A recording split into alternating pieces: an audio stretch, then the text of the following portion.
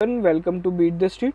आज हम बात करने वाले हैं इंडिया बुल्स हाउसिंग फाइनेंस के बारे में, जिसका शेयर भागा है लगभग 20%, लगभग 7-8% से ये शेयर भागा है और इसके अंदर एक बहुत ही शानदार तेज़ी चल रही है रिजल्ट के चलते। इस वीडियो में हम जानेंगे उनके रिजल्ट्स के बारे में, उसके बिजनेस को समझेंगे। सबसे पहले हम लोग इसका करेंगे फंडामेंटल एनालिसिस, फिर जानेंगे यहाँ पे आउटलुक क्या है, थोड़ी बहुत आपको और अलग चीज़ें बताएंगे जो शायद आपको कहीं नॉर्मल यूट्यूब चैनल पर नहीं मिलेगी। और ये सारी चीज़ों के बाद हम आपको ये भी बताएंगे कि इसमें आपको क्या करना चाहिए, बाय करें, सेल करें, होल्ड करें, और क्या आपका प्रोसेस होना चाहिए। ये सारी चीज़ें आपको क्या करना चाहिए, वो सारी चीज़ें हम लोग आपको जानकारी देंगे। और वीडियो में एंड में आपको हम लोग सब कुछ कंप्लीट आपको सेटिस्फाई कर देंगे, सारी जानकारी दे देंगे। चलिए, अगर चैनल पे पहली बार आ रहे हैं तो चैनल को सब्सक्राइब करें और बेल आइकन जरूर दबाएं सभी तरह के स्टॉक अपडेट, स्टॉक टिप्स और स्टॉक एनालिसिस के लिए। अभी तक अगर आप हमारे टेलीग्राम चैनल से नहीं जुड़े तो जुड़ जाइएगा, ठीक है। चलिए बात करते हैं इंडिया बुल्स हाउसिंग फाइनेंस के रिजल्ट शानदार होने के कारण आज लगभग शेयर में 10% की तेज़ी देखने को मिली है। चलिए, सबसे इंपॉर्टेंट अपडेट है, कंपनी ने 9 रुपये का यहाँ पे डिविडेंड अनाउंस किया है, जिसकी यहाँ पे रिकॉर्ड डेट रखी गई है 31 मई। जो यहाँ पे लोग 31 मई को शेयर होल्ड करेंगे उनको यहाँ पे आपको डिविडेंड दिया जाएगा और 17 जून को डिविडेंड पे किया जाएगा। तो अभी आप मुझसे पूछेंगे कि डिविडेंड के लिए हमको क्या करना चाहिए, कैसे क्या करें। देखो, मैं कभी भी है ना डिविडेंड के लिए शेयर होल्ड करने को यहाँ पे राय नहीं देता और डिविडेंड के लिए ना ही शेयर खरीदना चाहिए, क्योंकि जैसे ही एक्स डेट होगी ना, मतलब ये 31 मई के बाद जो 1 जून होगी, अपने आप यहाँ पे शेयर है ना 9 रुपये कम पे ट्रेड होगा, ठीक है, क्योंकि यहाँ पे वो एक्स डिविडेंड हो जाएगा। तो जो लोगों को डिविडेंड मिल रहा था उसका इंपैक्ट वैसे ही उतना ही खत्म हो जाएगा, ठीक है। तो इसलिए मैं कभी भी ऐसे यहाँ पे है ना राय नहीं देता कि आप डिविडेंड मिलने वाला है तो आप है ना 29 तारीख को खरीद लो और एक को बेच देना। अरे, एक को वापस भाव 9 रुपये से कम हो जाएगा ना, आपको डिविडेंड मिल रहा है ना, तो इसलिए वो सारी चीज़ें होती है। तो और वहीं पे कंपनी ने एक इंपॉर्टेंट अपडेट दिया, 5,000 करोड़ की जो फंड रेजिंग थी, जिसकी यहाँ पे वैलिड डेट अगर आप देखोगे तो यहाँ पे 12 फरवरी थी, उसको बढ़ा के अब यहाँ पे एक्सटेंड कर दिया है, 15 नवंबर कर दिया है। तो कंपनी बोल रही 15 नवंबर तक हम लोग यहाँ पे फंड रेजिंग करेंगे।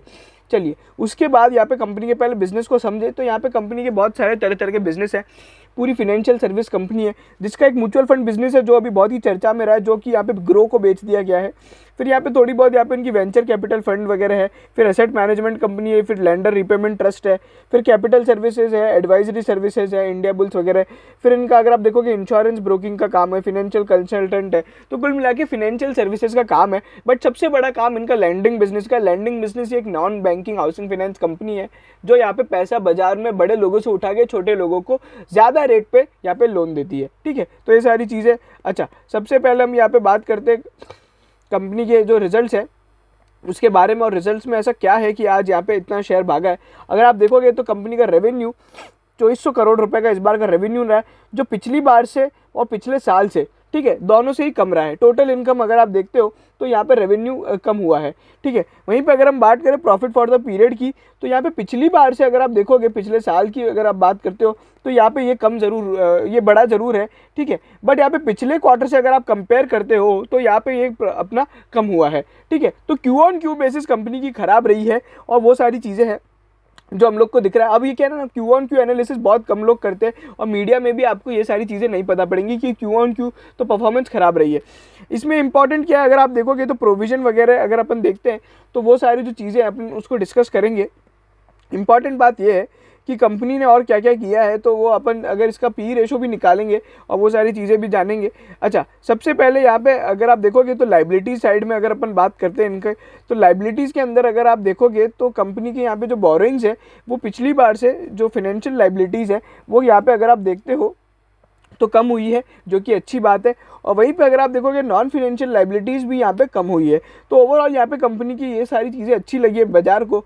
और वहीं पे अगर आप देखोगे जो इक्विटी है, मतलब बेसिकली कंपनी का जो नेटवर्थ है, वो यहाँ पे पिछली बार 15,500 करोड़ था, जो 16,133 करोड़ से बड़ा है, ठीक है। और वहीं पर अगर आप देखोगे तो ये सारी चीज़ें हुई है। अब हम यहाँ पर मैं आपको थोड़ा बहुत और यहाँ पर बता देता हूँ कि यहाँ पे और क्या क्या चीज़ें हो रही है। अच्छा, यहाँ पे एक और इस बार है ना रेवेन्यू इस बार कम रहने के पीछे एक रीज़न था कि सर इन लोगों को है ना वो सुप्रीम कोर्ट के रिजल्ट के कारण यहाँ पे है ना अपना इंटरेस्ट का यहाँ पे रेवेन्यू कम करना पड़ा था, जिसके बारे में कंपनी ने डिस्क्लोज भी किया है। और वहीं पे अगर आप ये देखोगे तो कंपनी के कितने करोड़ के लोन पे यहाँ पे रिजोल्यूशन प्लान, यहाँ पे आरबीआई का रिजोल्यूशन प्लान लगाया गया है। अच्छा, ये बेसिकली वो रीस्ट्रक्चरिंग रिजोल्यूशन था जो जिनको लोगों को यहाँ पे लोन देने में प्रॉब्लम हो रही थी, तो वो है। इसमें हम देखोगे पर्सनल लोन है सबसे बड़ा, ठीक है। बट यहाँ पे लोन का अमाउंट जो है ना, ये कॉर्पोरेट पर्सन सबसे बड़े हैं अगर आप देखोगे तो उसके अंदर यहाँ पे 2.16 करोड़ का यहाँ पे जो लोन है वो बेसिकली कंपनी ने रीस्ट्रक्चर किया है। और ये जो अकाउंट्स है ना, थोड़े यहाँ पे इनकी जो क्वालिटी होती है ना ख़राब होती है। तो ये सारी चीज़ें थी। अच्छा, इसके बाद अगर आप यहाँ पे और देखना चाहते हैं तो हम चलते हैं अब यहाँ पे इन्वेस्टर प्रेजेंटेशन में और यहाँ पे सारी चीज़ों को समझते हैं। देखिए अब यहाँ पे क्या हो रहा है, असेट क्वालिटी आप देखते हो, सबसे इंपॉर्टेंट है एनपीए। एनपीए में अगर आप देखोगे तो कंपनी का जो ग्रॉस एनपीए है वो पिछली बार से बड़ा है और पिछले साल से भी अगर आप इसको कंपेयर करते हो तो यहाँ पे लगभग बड़ा है। ठीक है, तो ये सारी चीज़ें रही है। ये पिछले ना अगर आप देखोगे 12 महीने का एनपीए स्टेटस है। और नेट एनपीए भी अगर आप देखते हो तो यहाँ पे पिछली बार से भी बड़ा है और बीच में से अगर आप देखोगे थोड़ा बहुत कम हुआ है।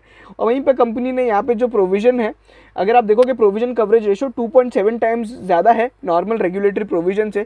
और वहीं पे कंपनी ने ये भी बताया कि अच्छा जो नेट एनपीए है ना वो यहाँ पे 1285 करोड़ से, अगर आप देखोगे यहाँ पे अगर आप ये बोल रहे हैं कि जहाँ पे पहले 1517 करोड़ के एनपीए हुआ करते थे, अभी हमारे केवल यहाँ पे 1285 करोड़ के नेट एनपीए बाकी रह गए। क्रेडिट कॉस्ट इस बार 1.1% रही है। और वहीं पे अगर आप देखोगे तो ये बता रहे हैं कि जो average vintage retail loan book है, मतलब जो बड़े बड़े लोन्स होते हैं एक्सटेंडेड लोन, वो मैक्सिमम 45 मंथ्स के होते हैं और ये सारी चीज़ें होती है। और वहीं पे अगर आप देखोगे तो ग्रॉस एनपीए यहाँ पे कंपनी ने ये बताया कि अगर यहाँ पे डीग्रोथ मतलब अगर आप देखोगे ना तो इनने अपने लोन्स बहुत कम देने लगे हैं। ठीक है, क्योंकि बिकॉज ऑफ लिक्विडिटी इशूज़। तो यहाँ पे कंपनी एक्सपेक्ट कर रही थी जहाँ पे अगर आप ये जो जीएनपी होता ना वो बहुत ज़्यादा हो जाता, तो ये कंपनी ने इसको डिस्क्लोज ऐसे किया है। वहीं पे अगर आप देखोगे ये एसेट लायबिलिटी मिसमैच है। इसका मतलब क्या होता है मैं आपको बता देता हूँ। ये बेसिकली कंपनी का एज ऑन डेट यहाँ पे एसेट लायबिलिटी का वो है मैच्योरिटी कि कितनी यहाँ पे अगर आप कंपनी के इनफ्लोज होंगे और कितने यहाँ पे आउटफ्लोज होंगे, ये उसका चिट्टा बिट्टा है। तो ऐसा ये जो अगर आप देखोगे तो बेसिकली ये है कंपनी को यहाँ पे पेमेंट इतना करना है और मिलेंगे इतने अगले 6 महीने से 1 साल में। तो ये अगर एसेट ज़्यादा होती है ना तो एएलएम यहाँ पे हमेशा अच्छा माना जाता है। वैसे ही अगर आप देखोगे तो अगर आप देखते हैं इन लोग ने एचडीएफसी के साथ भी यहाँ पे क्या ना को लेंडिंग यहाँ पे एग्रीमेंट साइन किया है, जिसके अंदर क्या होगा कि यहाँ पे 20% लोन यहाँ पे एचडीएफसी आईबीएच करेगी और 80% लोन यहाँ पे एचडीएफसी बैंक सर्व करेगी। और यहाँ पे एचडीएफसी बैंक के साथ ये लोग लेंडिंग करेंगे। अब आप एक बहुत इंपॉर्टेंट बात समझो कि एचडीएफसी बैंक और एचडीएफसी के साथ अगर ये सब होता है, यहाँ पे एचडीएफसी के साथ एग्रीमेंट हो रहा है, उनके तो एनपीएस बहुत कम होते हैं, तो वो जिनको लोन देते हैं ना वो बहुत अच्छे लोग होते हैं, उनकी क्रेडिट वगैरह जो वर्दीनेस होती है बहुत अच्छी होती है। तो इस वाली जो बुक में है ना यहाँ पे एनपीए होने के चांस थोड़े कम होंगे क्योंकि यहाँ पे एचडीएफसी का सहारा है। वहीं पे अगर आप देखोगे कंपनी ने ये को लेंडिंग एग्रीमेंट इसी तरह का एक प्राइवेट बैंक और एक पीएसयू बैंक के साथ भी किया है और वो यहाँ पे ये सारी चीज़ें हैं। अच्छा, इसके अलावा यहाँ पे अगर आप देखते हो तो आने वाले जो अगर आप देखोगे ना FY21 में अभी यहाँ पे क्या क्या इन लोग ने ऐसे फोकस किया है तो मैं उसको बता देता हूँ। अगर आप देखोगे जो सेल ट्रैक्शन है प्रोजेक्ट लोन्स का वो यहाँ पे हाईएस्ट था और हाईएस्ट एवर कलेक्शन थे। और वहीं पे अगर आप देखोगे इनने अपनी होलसेल लोन को जो है ना यहाँ पे टारगेट किया है कि यहाँ पे 33% से यहाँ पे डिक्रीज़ कर देंगे मार्च 22 में। वहीं पे अगर आप देखोगे अभी होलसेल लोन बुक यहाँ पे डिक्रीज़ करना बहुत इंपॉर्टेंट है क्योंकि कॉर्पोरेट ही होता है जो डिफ़ॉल्ट सबसे ज़्यादा करता है। वहीं पे अगर आप देखोगे कंपनी यहाँ पे 8 नई ब्रांचेज इन्होंने खोली है इस बार इस क्वार्टर के अंदर, एचडीएफसी के साथ टाई अप किया है। कॉस्ट टू इनकम रेशो जो है वो 12.8% हो गया है बिकॉज ऑफ कॉस्ट एफिशिएंसी। वहीं पे मैन पावर वगैरह ठीक है, वो सारी चीज़ें को लेंडिंग एग्रीमेंट वगैरह कंपनी ने किया है। और यहाँ पे कंपनी बता रही है कि ये कुछ आईटी में काम कर रही है टेक्नोलॉजी में जो कि को लेंडिंग बिजनेस के लिए कर रही है। तो मतलब आप समझो कि यहाँ पे को लेंडिंग बिजनेस पे कंपनी बहुत ज़्यादा फोकस कर रही है। अगर आप देखोगे इनका CRAR कितना है, मतलब जो कैपिटल रिस्क एडिक्वेसी रेशो होता है 30% जो कि काफ़ी अच्छा है। और वहीं पे अगर आप देखोगे नेट डेब्ट टू इक्विटी रेशो थोड़ा ज़्यादा है 3.4 है। और वहीं पे अगर हम बात करें कॉस्ट टू इनकम रेशो 12.8% है। बुक स्प्रेड यहाँ पे कितना 2.7%। बुक स्प्रेड बेसिकली मतलब कंपनी जो बुक स्प्रेड का मतलब होता है कि कितने ज़्यादा यहाँ पे प्रोविजंस कर रखे रेगुलेटरी प्रोविजन से ज़्यादा। ठीक है, तो वो सारी चीज़ें अगर आप देखोगे कंपनी ने अगर आप देखोगे तो डिविडेंड डिस्ट्रीब्यूशन चालू किया है because of healthy profit and healthy cash flows और ये सारी चीज़ें हो रही है।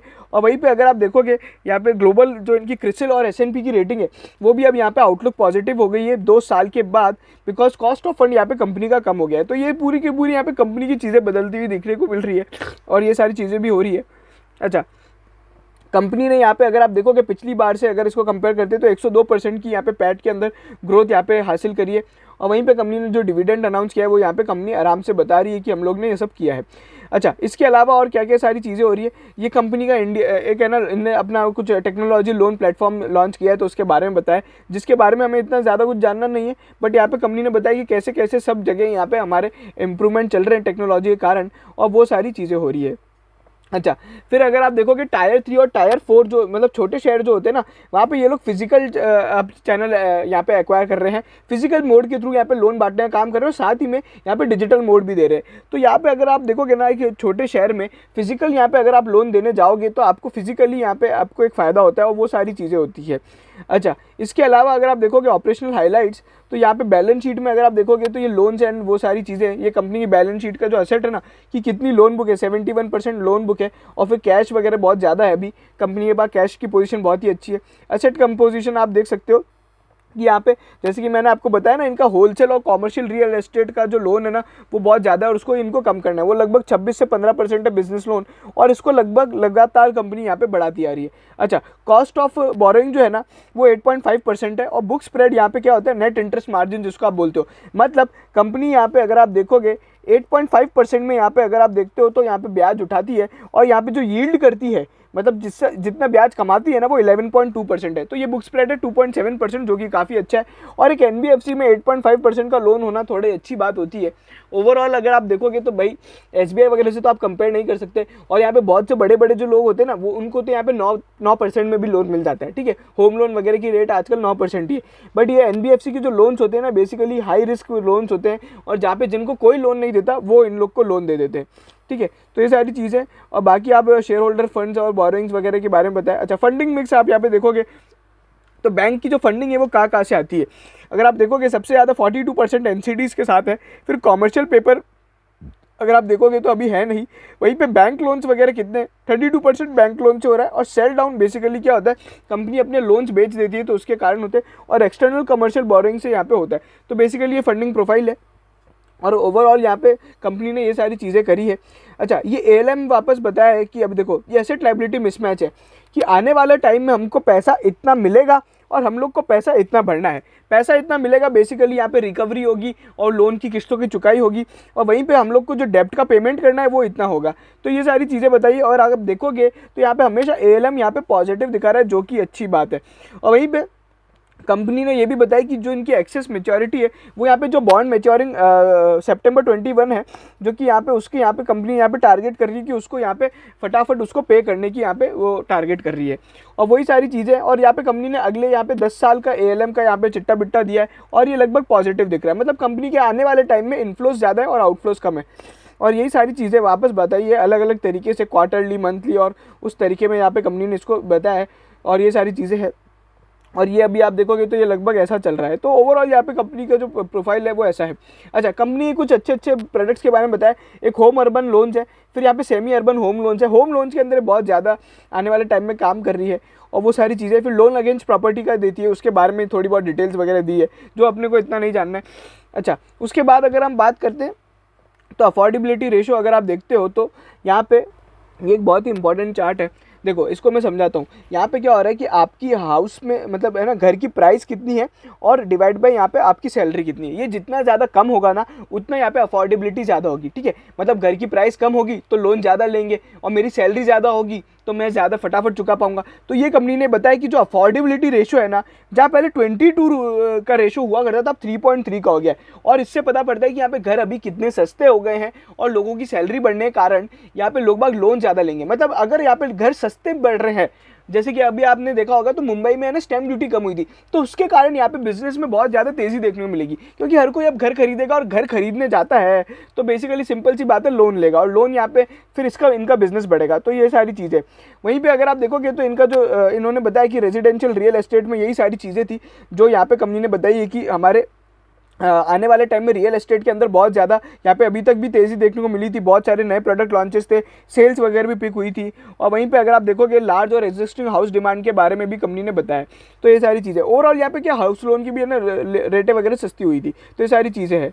वहीं पर अगर आप देखोगे तो बेसिकली कंपनी ने बताया कि ये ओवरऑल हमारा जो सोल्ड डाउन पूल है वो हाईएस्ट क्वालिटी का है, और यहाँ पे कंपनी ने 26 बैंकों के साथ यहाँ पे ये पार्टनरशिप कर रखी है। 26 बैंकों के साथ ये क्या पार्टनरशिप करता है, मान लीजिए देखिए अभी है ना इंडिया बुल्स हाउसिंग फाइनेंस की फंडिंग प्रोफाइल इतनी अच्छी नहीं होती है, ठीक है ना, उनको लोन वगैरह लेना पड़ता है।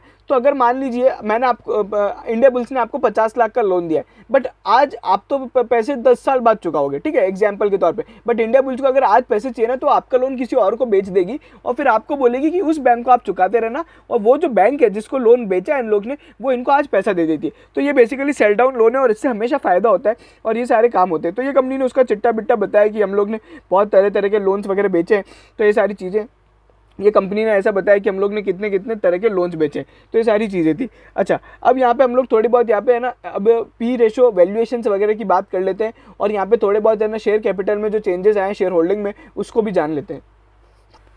चलिए, यहाँ पे अगर आप बात करते हो प्रमोटर्स की, तो प्रमोटर्स का यहाँ पे जो स्टेक है वो 21% है, जो कि यहाँ पे स्टेबल है, और वहीं पे एफआईआईज का स्टेक है थोड़ा बढ़ाया गया है, और डीआईआईज ने भी स्टेक बढ़ाया है। वहीं पे पब्लिक के अंदर यहाँ पे क्या है, बेसिकली यहाँ पे जो अभी स्टेक है वो यहाँ पे पता नहीं पड़ रहा है किसका है, क्योंकि यहाँ पे 1% से कमी है।